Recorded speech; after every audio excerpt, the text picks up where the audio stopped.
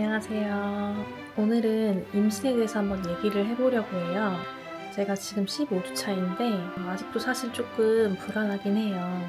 왜냐면 변수도 있고 하다 보니까 조금 불안하긴 한데 그래도 혹시나 궁금해하시는 분들이 계실 수도 있으니까 궁금해하실 것 같은 부분들을 조금 정리를 해서 영상을 찍어보기로 했어요. 임신 전에 먹었던 영양제들이랑 운동은 어떻게 했었는지, 식단은 어떻게 했었는지, 또 임신을 준비하면서 가졌던 마음가짐이나 생각은 어떻게 하고 지냈는지, 또 다양한 제품 소개들 같이 해드리려고 합니다. 재밌게 한번 봐주세요. 우선 제 소개부터 먼저 할게요. 저는 88년생, 만 37세이고요. 곧 마흔을 앞두고 있습니다. 그리고 저희 호박 부부가 사실은 과거에 계류 유산을 한번 한 적이 있어요. 2024년에 아기를 하늘로 보내주고 그리고 또 준비 기간을 가지다가 지금 자연 임신을 하게 되었습니다. 그리고 현재는 15주 차이고 아기 태명은 순풍이에요. 순풍 잘 나오라는 의미에서 제가 지었고요. 10월에 출산 예정일이고 저는 아들맘 확정입니다. 그래서 오늘 하늘색 옷을 입고 나왔습니다. 이제 첫 번째로 과거의 임신에 대한 생각과 지금 임신에 대한 생각 어떻게 인식이 바뀌었는지 한번 얘기를 해보고 싶어요. 제가 아주 많이 변한 케이스라 다들 공감을 하실지 어떠실지 궁금하네요. 사실 임신에 대해서 조금 회의감이 있었어요. 왜냐면 나이도 있고 지금 내가 임신할 수 있을까? 이 생각이 진짜 엄청 많았고 제가 조금 반골 기질이 있어요. 그래서 어렸을 때부터 결혼은 무조건 해야 한다. 결혼식을 꼭 해야 한다. 아기는 무조건 가져야 된다. 그러니까 이런 형식적인 절차라고 생각했던 것들, 과거에. 그런 것들이 너무 구속되는 것 같고 너무 답답한 거예요. 왜 꼭 해야 되지? 이런 의문들이 되게 많았었거든요. 그냥 남들이 당연히 하니까 당연하게 해야 하나? 사실은 결혼식도 안 하려고 하다가 정말 저희 어머니가 강력하게 꼭 해야 한다. 제발 해라. 보시다시피 하면서 저를 설득하셔서 거의 그런 식으로 결혼식을 하게 됐어요. 저는 정말 사실 결혼식도 왜 해야 하지? 결혼식 비용도 너무 비싸고 조금 비효율적이다 이렇게 생각을 했었거든요. 근데 결혼식에 대한 생각도 좀 준비를 하면서 정말 많이 바뀌었고 그 청첩장 모임에 대한 생각도 정말 많이 바뀌었어요. 이 얘기를 하면 또 너무 길어질 것 같으니까 결혼식 얘기는 여기까지 하고 그래서 임신도 마찬가지로 결혼했으니까 이제 애기 낳아야지 이런 얘기도 사실 좋아하지 않는데 어쩔 수 없이 어르신들은 할 수밖에 없고 또 그러면서도 또 한편으로는 왜 해야 하지? 왜 해야 하지? 그리고 제가 아기를 정말 정말 좋아하거든요. 사실은 그냥 제가 자신이 없었어요. 아기를 키울 자신이. 아기를 가질 자신도 없고 아기를 키울 자신도 없었어요. 왜냐면 제 스스로도 나를 지금 내가 스스로 책임을 못 지는 것 같고 너무 부족한 것 같은데 아기를 어떻게 키우지? 내가 아기한테 해줄 수 있는 거, 해주고 싶은 거 다 해줄 수 있을까? 아기를 부족함 없이 키울 수 있을까?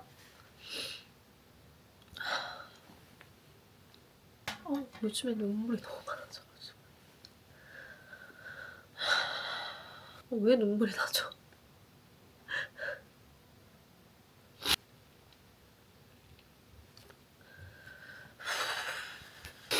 뭔가 자꾸 이런 얘기를 하면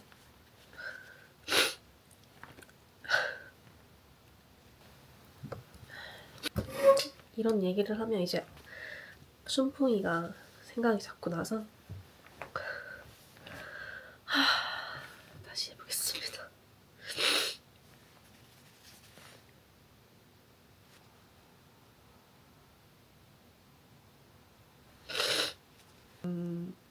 아기를 책임지지 못하고 또 제가 그렇게 풍족하게 키울 수 없다면은 안 낳는 게 아기를 위한 거 아닌가? 라는 생각을 했어요. 저조차고 아기가 힘들게 사는 거?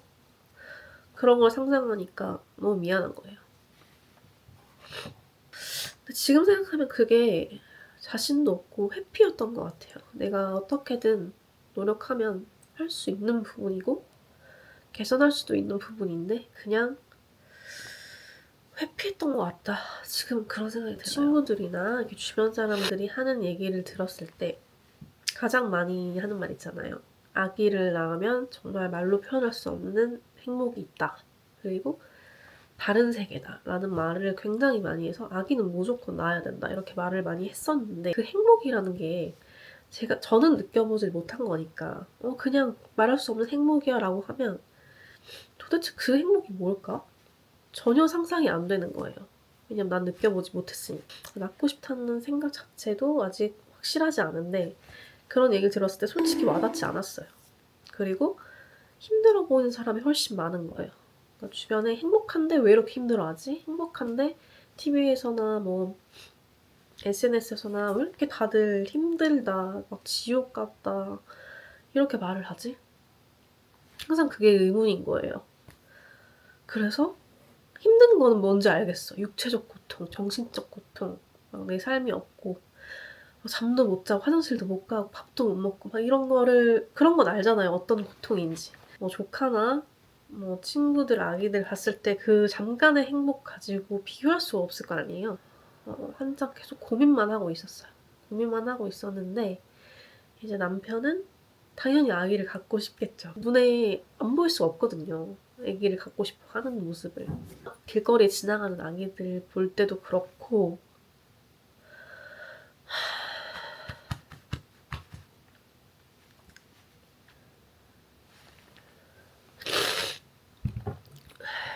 제발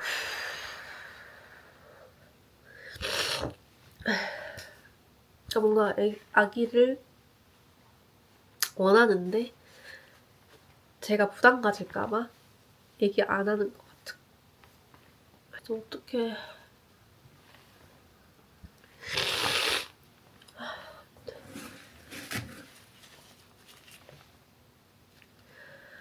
콧물까지 나면 안 되는데 진짜로.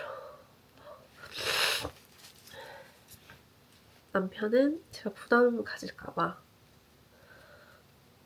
저한테 절대로 강요하거나 재촉하거나 압박을 주거나 이러지 않았어요. 어떻게 보면 저는 그런 모습에 마음이 변한 것 같아요. 이게 생각만 하고 있다가 이렇게 직접 말을 하니까 감정이 같이 오르네요. 아이가 생기면 정말 좋은 거고 안 생기면 어쩔 수 없는 거다. 안 생기면 우리 둘이 행복하게 살자. 자기는 그것도 행복하다. 이렇게 말을 항상 해줬어요. 그렇게 말을 해주고 저를 사랑해주고 이런 게 너무 느껴지니까 아이를 갖고 싶다 라는 생각을 자연스럽게 한 것 같아요. 누군가가 강요하지 않고 압박 주지 않고 정말 이거는 누군가가 계속 말한다고 해서 바뀌는 게 아닌 것 같아요. 마음이 움직여야 된다. 사람 바꿀 수 없다는 말 되게 많이 하잖아요. 그것도 본인이 깨달아야지 바뀔 수 있는 거거든요. 아무리 말을 해도 역시 마음이 움직여야 됩니다. 그 마음을 움직이게 해준 게 저희 남편입니다.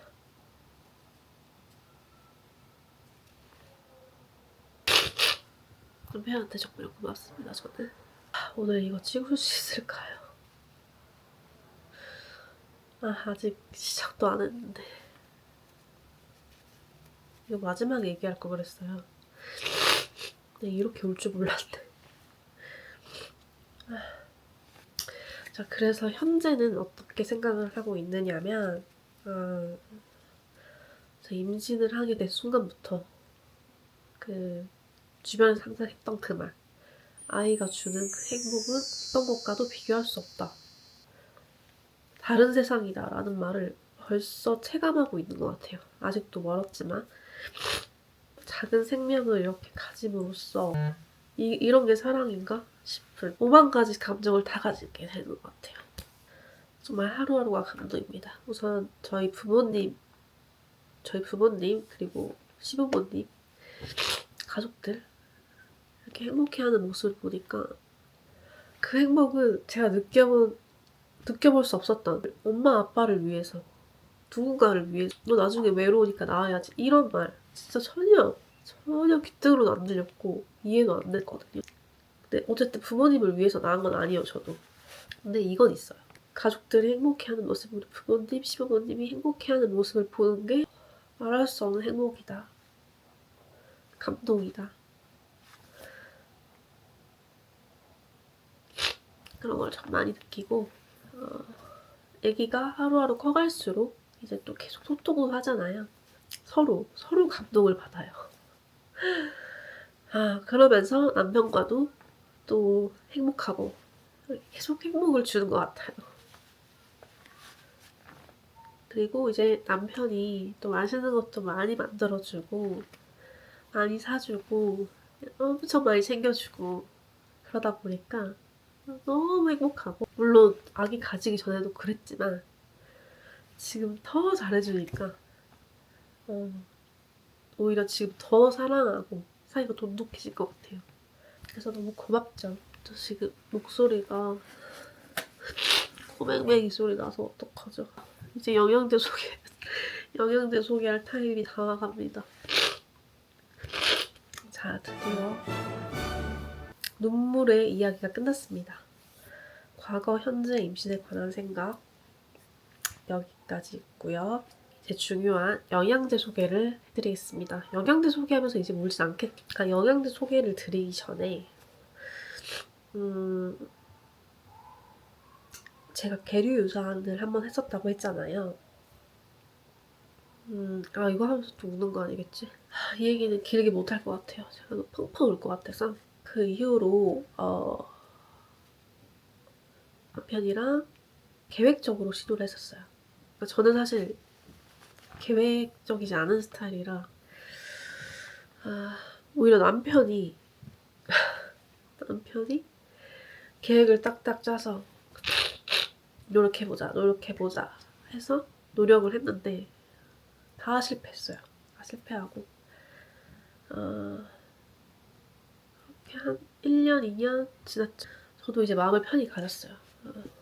남편이 항상 말해줬듯이 임신이 되면 정말 감사한 거고 안 되면 어쩔 수 없고 정말 우리끼리 행복하게 살자라는 마음이 있었고 그러면서도 또 아이를 가지고 싶었기 때문에 시험관도 좀 생각을 하긴 했어요. 이제 제가 좋아하는 언니가 먼저 임신을 했는데 그 언니한테 얘기를 하다가 저 이제 시험관 해야 될 것 같아요 라고 말을 했더니 언니가 한 번만 더 노력해봐라, 한 번만 더 믿어봐라 이렇게 하셔서 내가 될까 생각을 했는데 그래 한 번만 해보자 하고 정말 마음을 편하게 가지고 있었어요.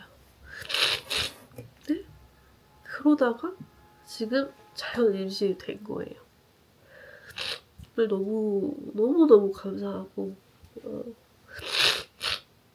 저한테 용기를 준 언니한테도 너무 감사하고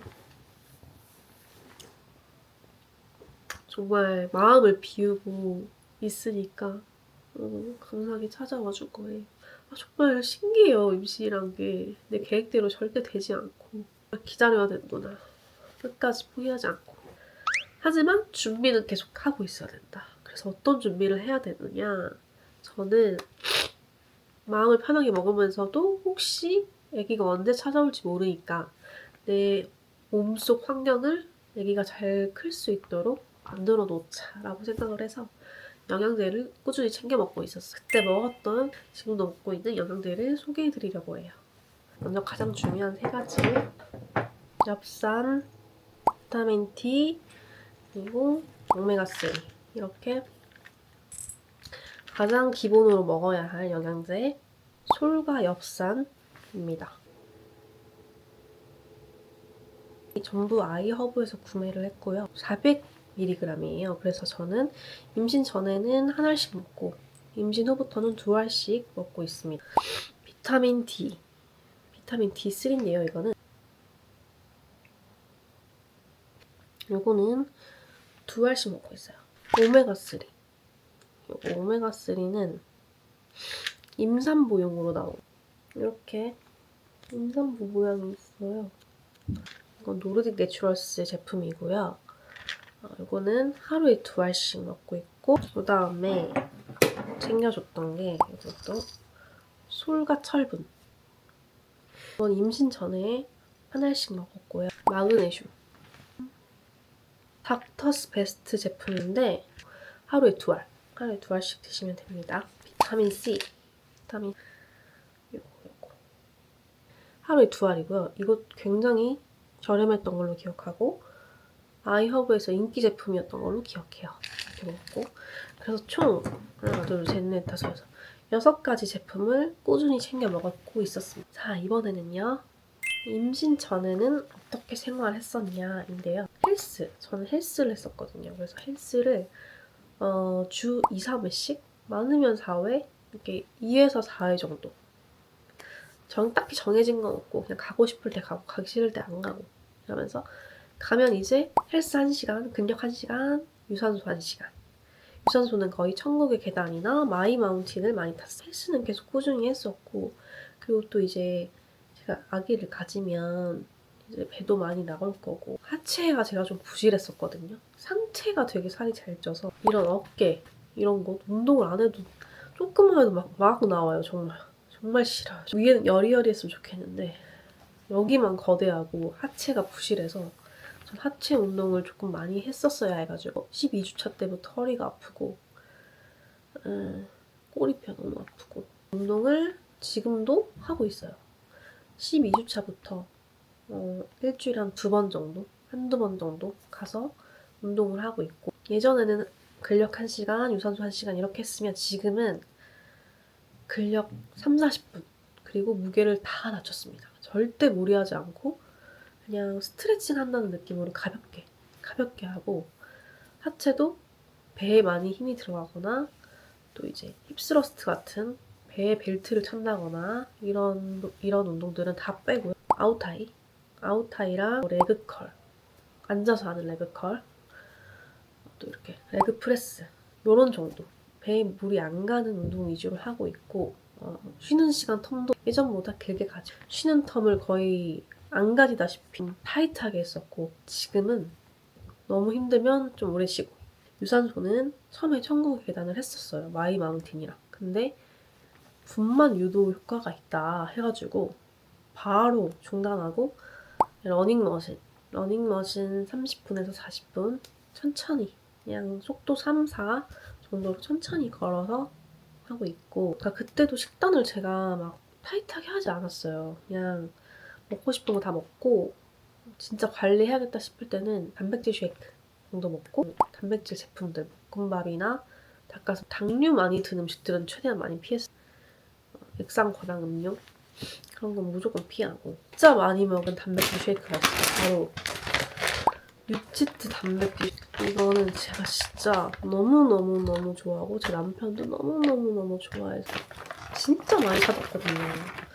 이게 베라마 쉐이크인데 이게 외계인 맛 저랑 남편이 이거 제일 좋아하는 맛이거든요. 이거랑 아몬드 봉봉 맛이 있어요. 2가지 맛이 있는데 베라 맛 정말 똑같습니다. 진짜 하루에 2번, 3번은 먹었어요. 임신 전에. 이제 임신을 하고 입덧이 심해지면서 기존에 먹던 것들을 다 못 먹겠는 거예요. 되게 단 게 안 땡기는 거예요, 제가. 그래서 이거를 한동안 못 먹었어요. 못 먹고 이제 좀 괜찮아져서 살도 좀 쪘겠다. 이제 관리를 하려고 다시 시작해보려고 하고 있습니다. 강추. 그리고 이게 성분이 진짜 너무 좋아요. 성분이. 맛도 맛인데 식이섬유가 하루 1일치가 통째로 들어가 있어요. 그래서 지금 임신하는 분들, 저처럼 응가 못하는 분들 정말 너무 좋죠. 정말 식이섬유 이만큼 들어있는 쉐이크가 없단 말이에요. 단백질은 20g. 단백질은 진짜 무조건 챙겨 먹어야 되거든요. 그래서 지금도 제가 닭가슴살 볶음밥이랑 그 식단 제품 좀 사놨어요. 한 끼는 무조건 그렇게 먹고 볶음밥 먹을 경우에는 계란 후라이 단백질 추가해서 꼭 먹어요. 왜냐면 제가 나쁜 음식만 먹으니까 좀 좋긴 한데 애기한테 좀 죄책감이 들어가지고 또 좀 있으면 임당 검사도 또 하잖아요. 먹고 싶은 것도 못 먹잖아요. 그래서 미리 관리하자는 차원에서 그 다음은 입덧 얘기를 좀 해볼까 하는데 제가 그래도 운이 좋게도 심한 편이 아니었던 것 같아요. 또 어떤 분들은 출산 직전까지 입덧을 한다고 하시더라고요. 그래서 정말 이것도 정말 너무 6주차부터 스물스물 시작했어요. 근데 6주차 때가 제가 결혼식 때였단 말이에요. 그래서 결혼식 때 정말 너무 행복했는데 배가 너무 고픈데 밥을 결혼식 끝날 때까지 못 먹어서 거의 하루 종일 굶었었거든요. 그래서 거의 5시, 6시 돼서 첫 끼를 먹었어요. 진짜 그때 기절하는 줄 알았고 대학 뒤풀이도 못 갔어요, 그때. 근데 이제 소식을 아무도 모르니까 이 소식을 이렇게 말을 할 수도 없고 너무 미안했어요.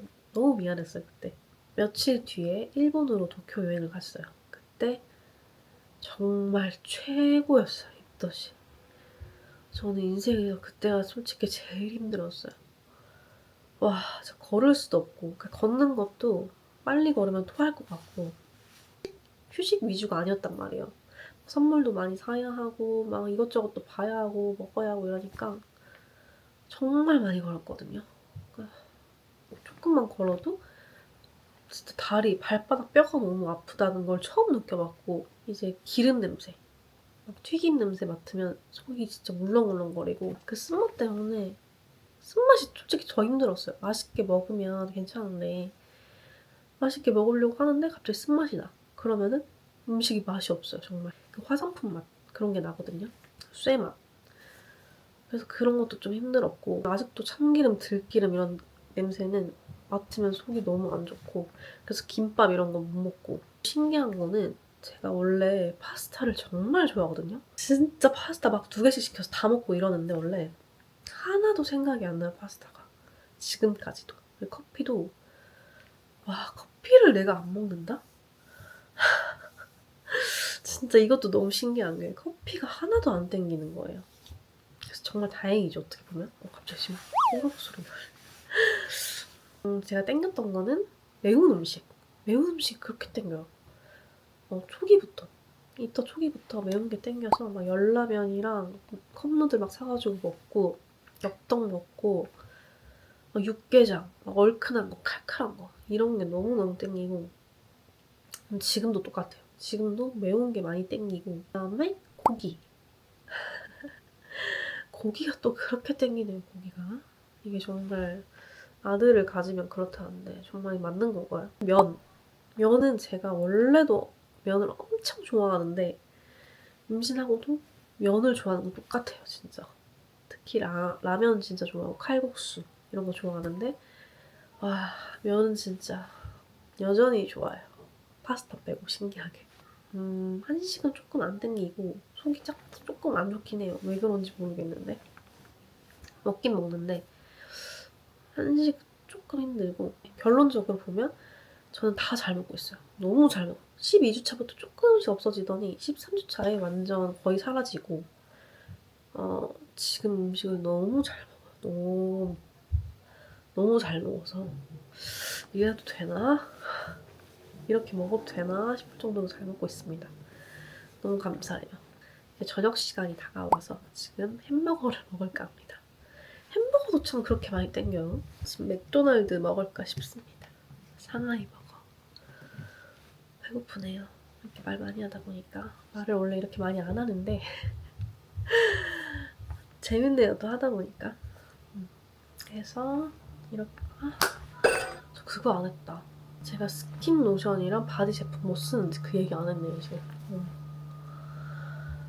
자, 마지막으로 제가 쓰고 있는 스킨케어 제품, 바디케어 제품 소개하고 저는 햄버거를 시키러 가겠습니다.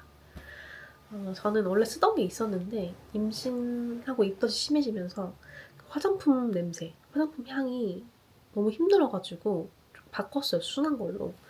그래서 바이오더마 제품으로 바꿨습니다. 이렇게 바이오더마 제품으로 바꿨고 이거는 토너.